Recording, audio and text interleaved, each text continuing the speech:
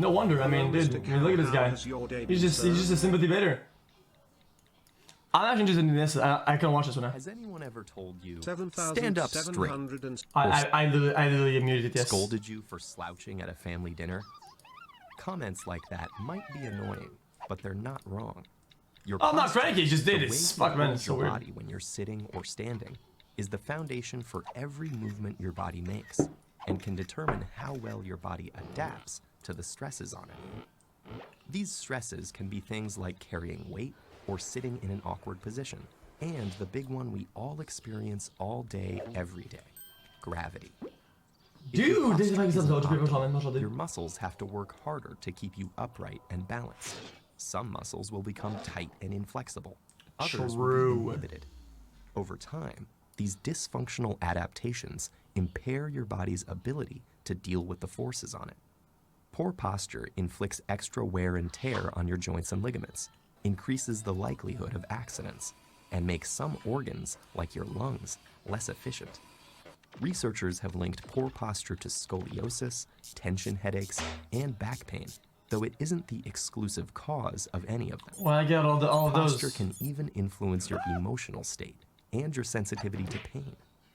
So there are a lot of reasons to aim for good posture. But it's getting harder these days. Sitting in an awkward position for a long time can promote poor posture, and so can using computers or mobile devices, which encourage you to look downward. Many studies suggest that on average, posture is getting worse. So what does good posture look like? When you look at the spine from the front or the back, all 33 vertebrae should appear stacked in a straight line. From the side, the spine should have 3 curves, one at your neck, one at your shoulders, and one at the small of your back. You aren't born with this S-shaped spine. Babies' spines just have one curve, like a C. The other curves usually develop by 12 to 18 months, as the muscles strengthen. These curves help us stay upright and absorb some of the stress from activities like walking and jumping. If they are aligned properly, when you're standing up, you should be able to draw a straight line from a point just in front of your shoulders to behind your hip, to the front of your knee, to a few inches in front of your ankle. This keeps your center of gravity directly over your base of support, which allows you to move efficiently with the least amount of fatigue and muscle strain. If you're sitting, your neck should be vertical, not tilted forward. Your shoulders should be relaxed, with your arms close to your trunk. Your knees should be at a right angle, with your feet flat on the floor. But what if your posture isn't that great? Try redesigning your environment. Adjust your screen so it's at or slightly below eye level. Make sure all parts of your body, like your elbows and wrists, are supported, using ergonomic aids if you need to. Try sleeping on your side with your neck supported and with a pillow between your legs. Okay, dude. Wear shoes with low heels and good arch support, and use a headset for phone calls. It's also not enough to just have good posture. Keeping your muscles and joints moving is extremely important. In fact, being stationary for long periods with good posture can be worse than regular movement with bad posture. When you do move smartly. Keep anything you're carrying close to your body. Backpacks should be in contact with your back, carried symmetrically. If you sit a lot, get up and move around on occasion. And be sure to exercise. Using your muscles will keep them strong enough to support you effectively, on top of all the other benefits to your joints, bones, brain. Interesting, dude. And if you're really worried, check with a physical therapist. Because yes, you really should stand up straight. Pog. That was a good video, dude. Dude, Low, you're crazy, man. What is wrong with you? 5,000 nuggets, dude. Low, this is Shiva. Thanks so much. Dude, that's $50, man. Dude, I work at home and I can't even be on time, but thanks for 5,000 nuggets, man. Much dude.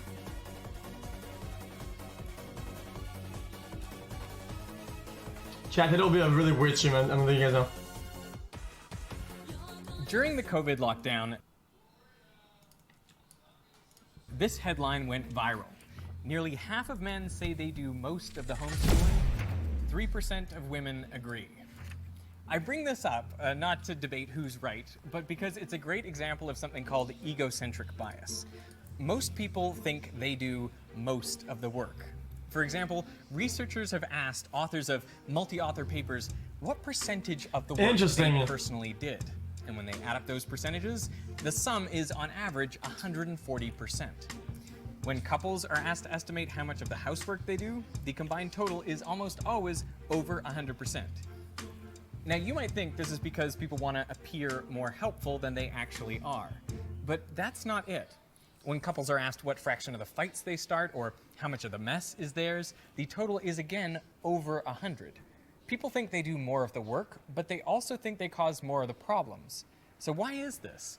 I think it's simply because... No, I don't cause any troubles. I'm not the one who starts fights ever.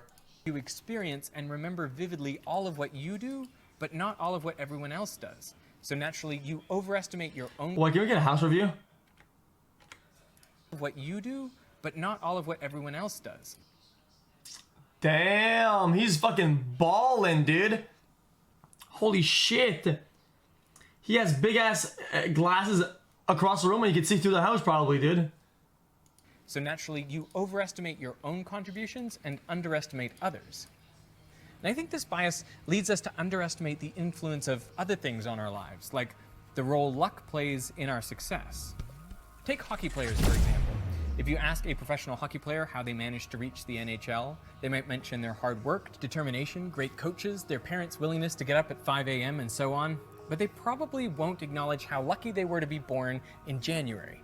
And yet, in many years, 40% of hockey players selected into top-tier leagues are born in the first quarter of the year, compared to just 10% in the fourth quarter. An early birthday can make you up to 4 times as likely to be a pro hockey player. And the reason for this disparity is presumably because the cutoff date for kids' hockey leagues is January 1st. Those born in the first part of the year are a little older, and so on average bigger and faster than kids in their league born late in the year. Now, as they grow up, this difference should eventually shrink to nothing, but it doesn't. Because the young kids who show the most promise are given more time on the ice and enter more tournaments. Yeah, also, I would guess that if it's expensive or costs a lot of money to participate in those events, dude, now that it's their birthday and they ask for it, they probably get it more often than not. They receive better coaching and improve their skills. And these advantages compound year after year, so by the time you get to the pros, birthdays are heavily skewed towards the start of the year. But does any professional hockey player feel thankful for their birthday? Probably not. And we are all like that, largely oblivious to the fortunate events that support our success. Probably the most significant bit of luck many of us enjoy is being born into a prosperous country. Around half the variance in income received by people around the world is explained by their country of residence and that country's income distribution. If you were born in Burundi, for example, which has the world's lowest gross national income per capita of just $730 a year, it doesn't matter how smart or hardworking you are, you're unlikely to earn much as an adult. Now, many people get offended if you point out how big a role chance plays in their success. True. And I get it. If we are just a product of our circumstances, then our hard work and our talent seem to count for nothing. People think it has to be either skill or luck that explains success. But the truth is, you need both. Take these 8 track and field world records. All the athletes who achieved these records are obviously world-class, extremely dedicated and talented, and yet, when they achieved their world records, 7 out of 8 had a tailwind. Now, these athletes all had the ability to win a gold medal, but to set the world record required a bit of luck as well. The importance of luck increases the greater the number of applicants applying for just a few spaces. Guys, what the fuck is a tailwind, dude? What is a tailwind? Like actual wind behind you? Consider the most recent class of NASA astronauts. From over 18,300 applicants in 2017, only 11 were selected and went on to graduate from the astronaut training program. Now, we can make a toy model of the selection process. Let's assume that astronauts are selected mostly based on skill, experience, and hard work, but also, say, 5% as a result of luck, fortunate circumstances. For each applicant, I randomly generated a skill score out of 100, and I also randomly generated a luck score out of 100. Then I added those numbers together, weighted in the 95-5 ratio to get an overall score. This score represents the selector's judgments, meaning the top 11 by this metric would become astronauts. This is kind of And I useless to do, repeated but this simulation 1,000 times, representing 1,000 different astronaut selections. And what I found was the astronauts who were picked were very lucky. They had an average luck score of 94.7. So how many of the selected astronauts This is kind of would have been interesting. in the top 11 based on skill alone? The answer was on average only 1.6. That means, even with luck accounting for just 5% of the outcome, 9 or maybe 10 of the 11 applicants selected would have been different if yeah, luck played it means that in the end, when you do compile everything, it does make sense. Does that make sense? no role at all. Like, When competition is fierce, being yeah, makes talented and sense. hardworking is like, important. when it does come down to it, it plays a big role. It doesn't play a big role overall, but when it comes down to it, it does. But it's not enough to guarantee success. You also need to catch a break. Largely, I think we're unaware of our good luck because by definition, it's not something we did. Like the housework done by your significant other, it goes unappreciated. And here's the crazy thing. Why is chat question mark me, bitch? What the fuck you on about? Yo! Then give it to Christ. Man. Did it. Sorry, dude. What the fuck is happening, dude? There's a fucking 10. That's $100, man. Thanks 7,000. Jackie, can we tag low with a bunch of poggies, man? You didn't even have a message. Dude, I feel bad. I can't even say thank you properly, dude. Thanks so much, low. Hey, there's no message. Guys, what this means, without the question marks, is that luck technically doesn't play a big role in the grand scheme of things. But when it comes down to it, and you need every inch to make it, it plays a big role. The amount matters a lot when you need it. Downplaying the importance of chance events may actually improve your probability Amen. of success. I'm done, Because if you perceive an outcome to be uncertain, you're less likely to invest effort in it, which further decreases your chances of success. So it's a useful delusion to believe you are in full control of your destiny. I mean, if I had known how bad I was when I started YouTube, or how much work it would take, I might have given up right then. Welcome to Veritasium, an online science video blog. Now, there may be another benefit to overlooking your lucky breaks, which is it makes it easier to justify your place in society. If you have a lot of wealth or power, you can just chalk it up to your own intelligence, effort, and perseverance. It makes it easier to accept inequality. In one experiment, participants were put in groups of 3 in small rooms to discuss a complex moral problem. And one person in each group was randomly designated the team leader. Everyone can train to be skilled.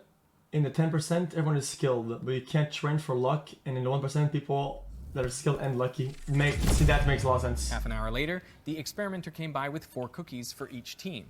So who got the extra cookie? In each case, it went to the team leader. Even though they had no special aptitude, they didn't have extra responsibilities, and they'd gotten their position through chance alone. Once you have achieved a certain status, it seems natural to feel like you deserve it, and all the other good things that come your way. Now, this is just an anecdote, but whenever I've been upgraded to fly business class, I've always observed the worst behavior in my fellow privileged passengers. They just act so entitled and uncourteous. And research has found evidence for this as well. In another experiment, participants were asked to think of a good thing that happened to them recently. And then one group was asked to list their own personal qualities or actions that made that good thing happen. Another group was asked to list... Good looking, confident, skilled, funny, enthusiastic, energetic, generous, outgoing, loving, passionate, lovely. External factors beyond their control that led to the event, and a control group was simply asked to list reasons why the good thing happened. Now, for completing this task, participants were told they would be paid $1, but at the end, they were offered the option to donate some or all of the money to a charity. Results showed those who listed their own personal attributes contributed 25% less than those who listed external factors beyond their control. Now, think of what all this means for people in our society, specifically for people in positions of power, like business leaders and politicians. Now, undoubtedly, most of them are talented and hardworking, but they have also been luckier than most. And like most of us, they don't realize just how lucky they are. And this gives them a distorted view of reality. They're kind of living in a form of survivor bias. All these leaders have worked hard and ultimately succeeded, so to them the world appears fair. In their experience, it rewards hard work. But what they don't have is the experience of all the people who have worked hard and failed. So what are they to make of people less successful than themselves? Well, the natural conclusion is that they must just be less talented or less hardworking. And this perspective True. makes them less inclined to be generous, to give back. And they are the ones who set the rules for how society operates. And this is particularly unfortunate since one of the main ways many of us are lucky is in our country of residence. But what is a country Makes all sense. except for the things put there by people who came before? The roads and the schools, public transport, emergency services, clean air and water, everything like that. It seems a cruel trick of our psychology that successful people without any malice will credit their success largely to their own hard work and ingenuity, and therefore contribute less to maintaining the very circumstances that made that success possible in the first place. The good news is that acknowledging our fortunate circumstances not only brings us more in line with Chat, you guys reality, say bad spawn. Most of you guys have a good spawn. Most of us here, if you're literally in this chat right now, you probably had a very good spawn, like a top 1%. it also makes us more likable. In a study where people had to read the transcript of a fictional 60 Minutes interview with a biotech entrepreneur, experimenters tried changing just the last paragraph where the interviewee is talking about the reasons for their company's success. In one version, the entrepreneur personally takes credit for the success they've had. But in the other, Unless you spawn in Florida. Holy shit, GG, dude. he says luck played a significant role. Now, people who read the luck version of the transcript judged the entrepreneur as kinder and thought they'd be more likely to be close friends with him than those who read the other version of the transcript. And raising our awareness of fortunate events can also make us happier because it allows us to feel gratitude. Personally, I am grateful to Michael Stevens of Vsauce, who on October 7th, 2012, He promoted it posted on his the video, channel. How Much Does a Shadow Weigh?, which shouts out my slow-motion Slinky Drop video. And within 3 days, my subscribers had increased by a third, and within a month, they had doubled, leading me to quit my part-time job and work exclusively on YouTube videos. Yes. And I'm grateful to the writer of the free newspaper they give out on the trains in Sydney, who didn't quite I'm grateful for one of the first hosts I got was 125 viewers by Sinatra back in the days. And I am fortunate and grateful for playing with Tim a long time ago where we rushed to top 500. I woke up at 6 a.m. in the morning, we played a bunch of games, we rolled hardcore, we won 14 games in a row. He got top 500 and then he hosted it for 14,000 viewers and I get about 500 of those. Yeah. And I'm also fortunate for when I got sub button and I got 13 subs the first day. understand electricity, leading me to post this picture of their article to my Instagram with the caption, "What's wrong with this picture?" And I'm lucky that the first person to answer correctly was a beautiful woman who became my future wife. Yep, that is how I met your mother. Now, initially, I wanted to make this video just to say our circumstances and psychology conspire to make us oblivious to our own luck. And this leads successful people to view the world as fair and those less successful than them as less talented or less hardworking. Yeah, This is true. before you factor in any discrimination or prejudice. But it also became apparent to me that I should talk about what to do if you want to be successful in such a world. And I think the best advice is paradoxical. First, you must believe that you are in complete control of your destiny and that your success comes down only to your own talent and hard work. True. But second, you've got to know that's not true for you or anyone else. So you have to remember, if you do achieve success, that luck played a significant role, and given your good fortune, you should do what you can to increase the luck of others. Hey, so Interesting. That was good though. That was a good video. Whoever liked this, thanks man. Much love, dude. But yeah, chat. I think it's all the time. It's something that I believe in. Is that I feel like through things that I don't consider work, you can increase your chances of being lucky. There was a time, okay, where people would choose teams to participate in the tournaments, right? And a lot of teams that were just as good as we were, or sometimes even better, wouldn't get invited, right? But I would like pass through every organizer like, yo, us, dude, we're gonna win, we're gonna create drama, dude. We'll increase viewership, dude, and we get invited, dude. And just the action of spamming them all the time kind of increase my chance of getting lucky. Like I always said, dude, increasing how many names you have in the hat increases your chance of getting drawn from the hat. But if you have no names in the hat, how can you expect to be drawn from it. Okay, I have some socks on now. Okay. Na na na na na na na na. Okay, see ya, baby.